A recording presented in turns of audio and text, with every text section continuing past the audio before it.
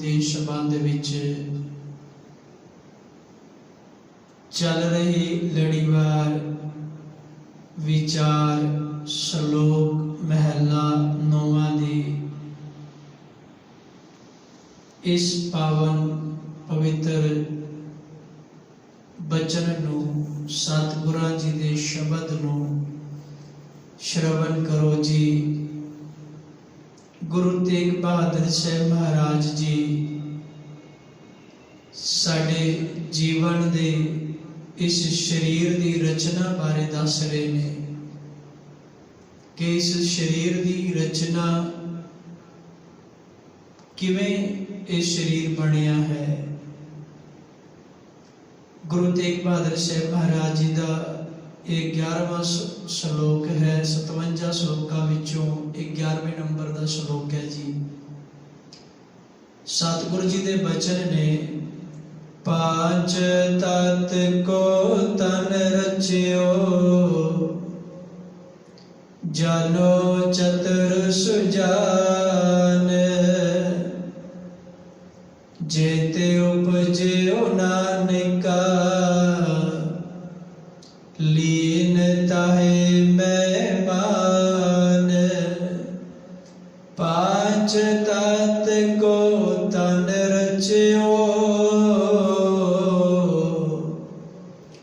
जानो चतुर सुजान जेते उपजयो नानका लीन ताहे मेहमान। साडा शरीर धन गुरु तेग बहादुर साहब जी महाराज बाणी विच दस रहे हैं कि जिहड़ा तेरा तन है ये 5 तत्तां तो बने है। 5 तत्व हवा अग्नि आकाश धरती। इन्हां 5 तत्तां तो वायु ये 5 तत्व हो गए ने प्यारे। 5 तत्तां तो साडा जिहड़ा शरीर जदों बनिया है ये 5 तत्तां दे समेल दे नाल इस शरीर की रचना हुई है। सतगुरु जी कहते 5 तत्व को तन रचियो जानो चतुर सुजान। हे सुजान हे चतुर मनुख जानो समझो चेते रखना प्यारे जिथे साडा शरीर 5 तत्तां तो बनिया है उथे साडे अंदर साडी जदों ये 5 तत्तां दा शरीर सानू मिलिया है ते नाल ही इसके 5 विकार भी आए ने काम क्रोध लोभ मोह अहंकार। इथे ही नहीं साढ़े 5 कर्म इंद्रिय ने ते 5 ज्ञान इंद्रिय ने ते 5 ही वो गुण ने जिन्हां विच असीं लीन होना है। केवल जे असीं पढ़ के चले कि जी ठीक है शरीर मिलिया है। गुरबाणी विच महाराज जी कह लगे जे तू उस मालक दा नाम ना जपिया सतगुर पुरख न सेवियो शब्द न कीतो विचार ओ मानस जो न आखिए पशु ढोर गवार। गुरु महाराज जी कह लगे तू मनुख नहीं हो सकता तू पशु हो सकता है क्योंकि जे तू उस मालक दे नाम नू जपिया ना उस सतगुरु दे गुणा नू अपने हिरदे विच धारण ना कीता ते तू पशुआं वांगू है। इस तो बाद कुछ नहीं। 5 तत्तां तो ते गुरु के प्यारियों शेर का भी शरीर 5 तत्तां तो ही बने है। लीन ताहे मेहमान लीन किदे विच होना है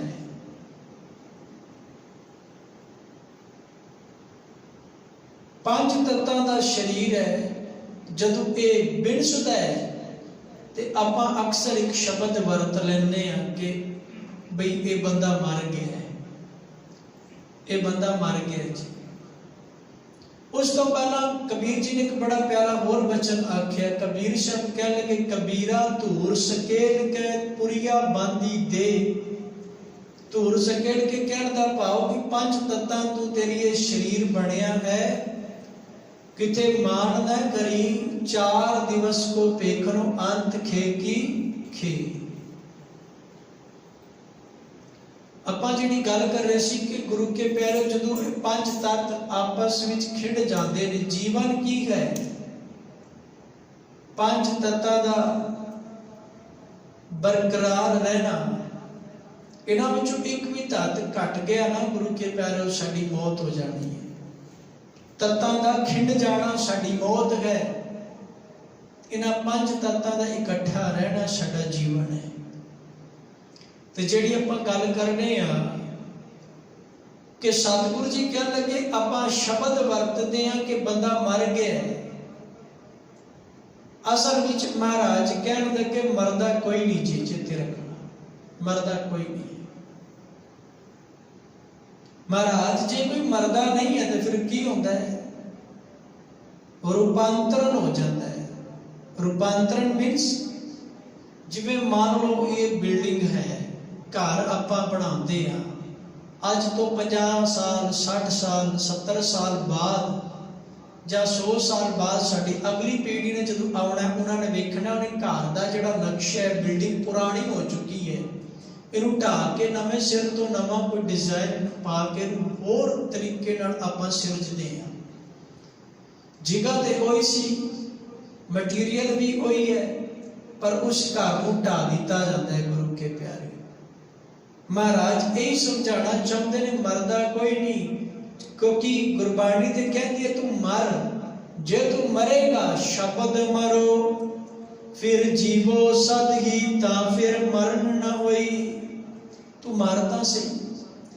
ਜਿਹੜੇ ਪੰਜ ਤੱਤਾਂ ਵਿੱਚੋਂ ਸਾਡੇ ਤੱਤ ਖਿੰਡ ਜਾਂਦੇ ਨੇ, ਅਸੀਂ ਕਹਿ ਦਿੰਦੇ ਹਾਂ ਕਿ ਬੰਦਾ ਪੂਰਾ ਹੋ ਗਿਆ, ਬਈ ਬੰਦਾ ਮਰ ਗਿਆ, ਚੜ੍ਹਾਈ ਕਰ ਗਿਆ।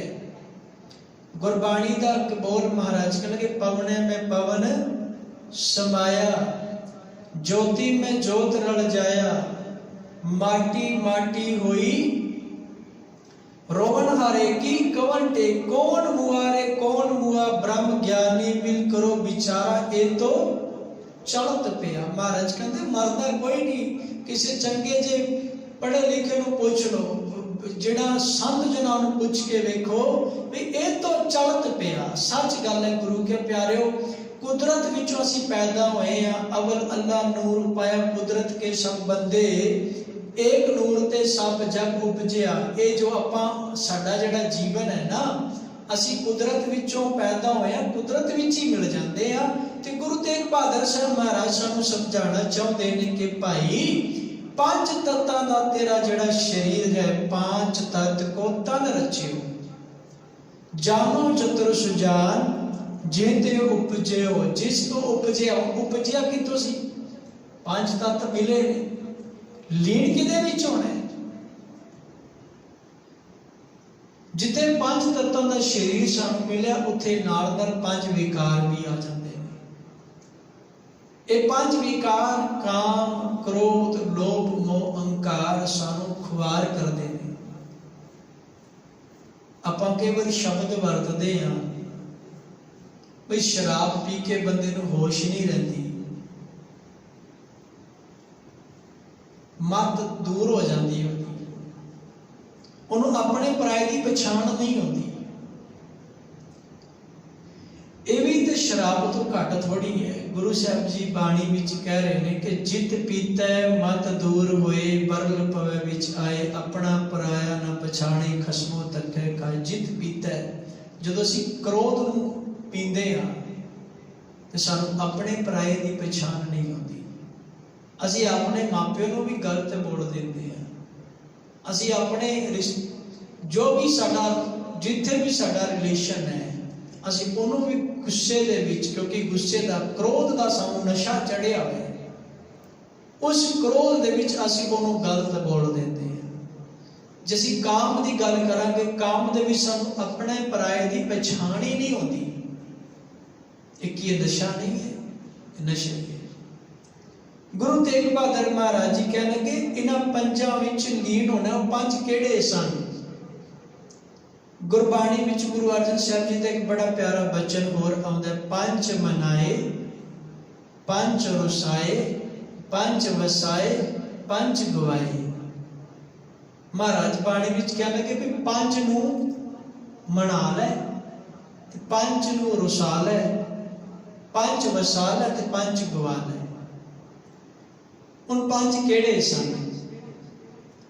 पंज जिहड़े साडे विकार ने, आपां पिछले कई दीवानां विच ये बेनती कीती प्यारिओ, जिहड़े पंज विकार ने ये माड़े नहीं ने।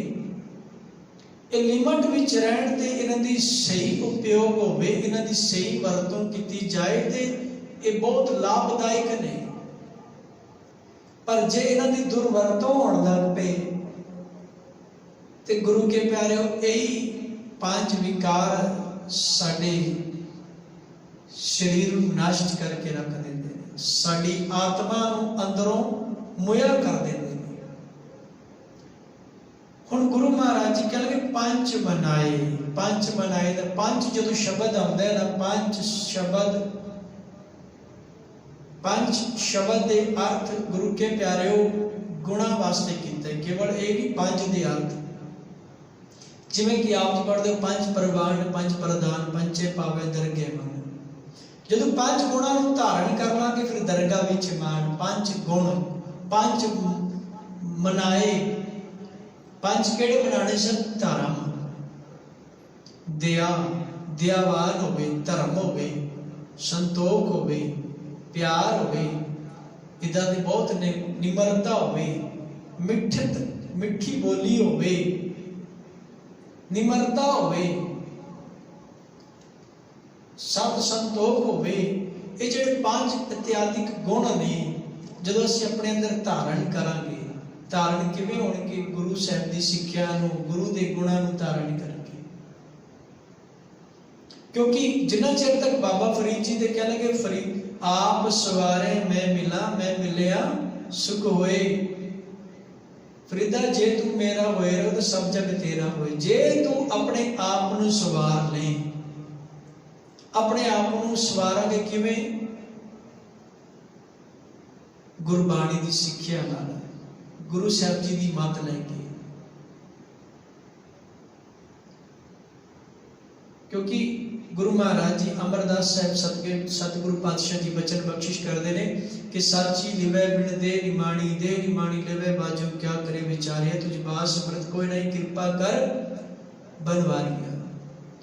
लीन होण तो पहला महाराज कह लगे ना पंच तत्तां नूं अपने अंदर, क्योंकि ये शरीर का एक जन्म होया है, शरीर का जन्म होया है जिहदे विच पंच तत्त ने, जिहदे विच पंच विकार ने। इस शरीर के अंदर ही आत्मा है, जिन्हों महाराज जी ने बाणी विच इंज भी आख्या कि इस शरीर रूपी पिंजर के अंदर जल की भीत, पवन का थंबा, रक्त बूंद का गारा, हाड़ मास नाड़ी को पिंजर, पंखी बसे बेचारा। ये अंदर जिहड़ा पंखी बस रहा है, जिहड़ी आत्मा है, जीवात्मा है, उहदा जन्म ते अजे होया ही नहीं।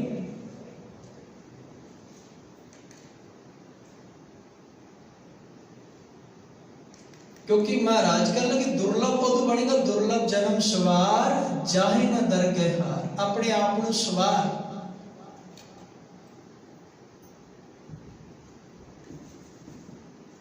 जिन्ना चिर तक लीन ताहे में मां, लीन किते विच होना, जिंदिया जी मुकत होना है गुरु के पैरों।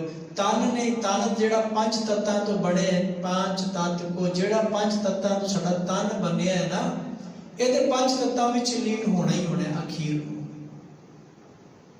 कितना चंगा होवे जिंदिया जी असी पंज विकारां नूं काबू पा के, काम, क्रोध, लोभ, अहंकार नूं काबू विच करके, बस करके, बस किवें आणगे? गुरु की सिक्ख्या दे नाल। महाराज जी कह लगे लीन तां तू लीन हो सकता है जे ते उपजियो, जे ते उपजी तेरा शरीर पंच तत्तां तो बने, पर आत्मा दा जिहड़ा शरीर ताई पुंगरेगा, आत्मा ताई वड्डी होएगी, बलवान होएगी, कहण दा पाओ ताई अंदरों चढ़दी कला वाला जीवन बनेगा, आत्मक जीवन ताई बनेगा जिन्हों महाराज जी ने दुर्लभ दे के, दुर्लभ दे ताई बनेगी जदों अंदरों सवारांगे। अंदरों तो सवारी बारों बारों सवार लिया।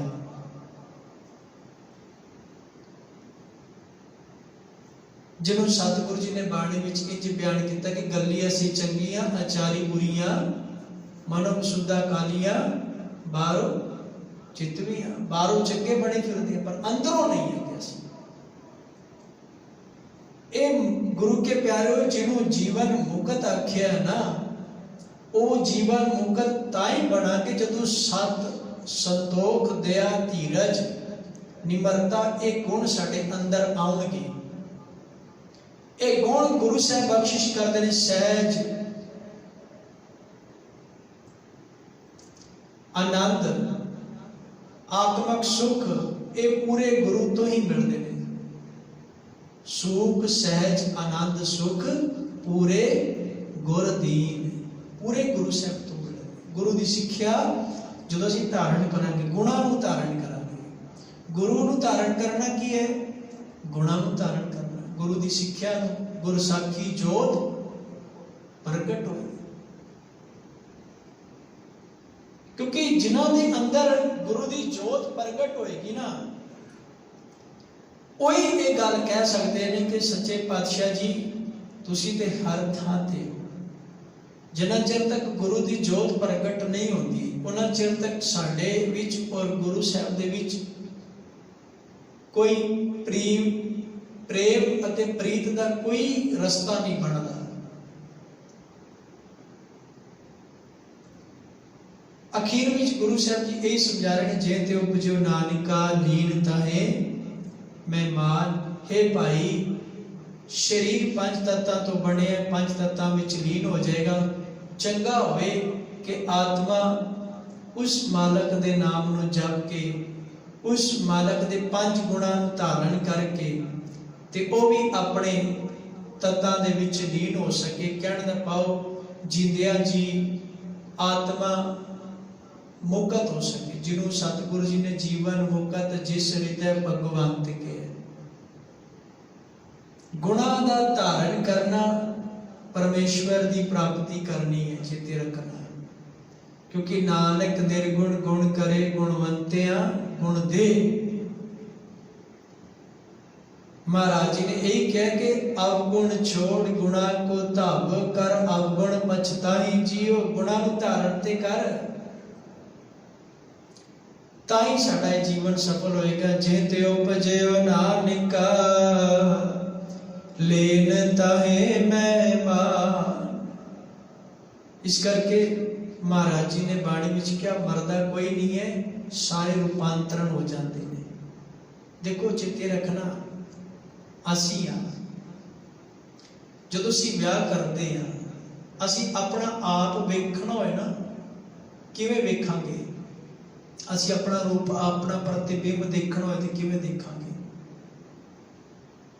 जदों माता पिता का सम्मेल होंदा है ना, जदों बच्चे का जन्म होंदा है, असी इस गल है चेते रखना। जदों असी कहण दा पाओ माँ की रक्त पिता बिंद धारा दा सम्मेल होंदा है, असी काणिक पाया सी, काणिक अपने तरफों काणिक दिता सी, पर प्रोसीजर नियम अनुसार 9 महीने बाद सानू कुदरत वालों, रब वालों, परमात्मा वालों इन्ना वड्डा तोहफा मिलिया। वो बच्चा जिहड़ा होंदा है वो साडा ही रूप होंदा है, वो साडा एक बीज है। जिवें एक दरखत तो बीज डिगदे ने, सेम उदां दा ही दरखत बन जाता है। इवें ही जिहड़ी साडी औलाद, साडी उत्पत्ति असीं करदे हां, बच्चे पैदा करदे हां असीं, वो साडी की है? वो यही है गुरु के प्यारिओ, अपने अंदरों जे ये चीज़ां प्रगट हो सकदियां ने, ਤੇ ਪਰਮਾਤਮਾ ਦੇ ਗੁਣ ਵੀ ਪ੍ਰਗਟ ਹੋ ਸਕਦੇ ਨੇ। ਇਸੇ ਕਰਕੇ ਗੁਰਬਾਣੀ ਨੇ ਕਿਹਾ ਸਭ ਕਿਛ ਘਰ ਮੈਂ ਬਾਹਰ ਨਹੀਂ। ਸੋ ਮਹਾਰਾਜ ਕਿਰਪਾ ਕਰਨ ਜਿੰਦਿਆਂ ਜੀ ਸਾਡੇ ਇਹ ਜੀਵਨ ਪੰਜ ਤੱਤਾਂ ਵਿੱਚ ਲੀਨ ਹੋ ਸਕੇ ਆਤਮਾ, क्योंकि तारण इतने हो ही जाना है। पवने में पवन समाया ज्योति में ज्योत रल जाया माटी माटी होई एक रोवन हारे की कवटे कौन मुआ रे कौन मुआ ब्रह्म ज्ञानी बिल करो बिचारा। ये तो चल मरदा कोई नहीं, सारे चले जाते हैं। जे ते उपजियो नानका जिथों उपजे सी मिट्टी तू तूर सकेल के पुरिया बांधी दे ते फिर खे हो गया। ਅਸੀਂ ਖੇਤ ਤੋਂ ਮਿੱਟੀ ਤੋਂ ਬੜਾ ਭੱਜਦੇ ਆ। ਕਬੀਰ ਸਾਹਿਬ ਨੇ ਤੇ ਇਹ ਵੀ ਕਿਹਾ, ਬਾਬਾ ਫਰੀਦ ਜੀ ਨੇ ਕਹਿਣ ਲੱਗੇ ਬਈ ਮੈਂ ਭੁਲਾਵਾ ਪੱਗ ਦਾ ਮਤ ਮੈਲੀ ਹੋ ਜਾਏ, ਬੜੇ ਸਾਂਭ ਸਾਂਭ ਕੇ ਰੱਖਦੇ। ਗੈਲਾ ਰੂ ਨਾ ਜਾਣੇ ਸਿਰ ਵੀ ਮਿੱਟੀ ਖਾਏ, ਇਹਨੇ ਰਾਖ ਬਣ ਜਾਣਾ ਸਾਡੇ ਸਰੀਰ। ਸੋ ਮਹਾਰਾਜ ਕਿਰਪਾ ਕਰਨ ਜਿਨ੍ਹਾਂ ਦੇ ਜਿੰਦਿਆਂ ਜੀ ਅੰਤਰਾਤਮਾ ਗੁਣਾਂ ਨੂੰ ਧਾਰਨ ਕਰਕੇ गुरु की सिक्ख्या को धारण करके लीन हो गए, फिर उन्होंने क्या कि घट घट में हर जू बस है संतन क्यों पुकार। इस श्लोक के विचार आपां कल दे दीवाना विच करांगे। सो इन्नियां बेनतियां प्रवान करना। सतगुरु जी की अगाध बोध बाणी की विचार करदे आ सांझ पाउंदे आ बेअंत भुलां दी खिमा। गुरु तेग बहादुर साहब महाराज किरपा करन असीं भी अपने पंज तत्तां नूं लीन होण तो पहला पहला सूरज किरण मिले जल का जल हुआ राम, ज्योति जोत संपूर्ण थी आराम। साडा ये जीवन जिंदिया जी सफल हो सके इन्नियां बेनतियां प्रवान बेअंत भुलां दी खिमा। सदा सदा ये भुलणहार नानक राखणहार पार। फतेह दी प्रवानगी करो जी। वाहिगुरू जी का खालसा वाहिगुरू जी की फतेह।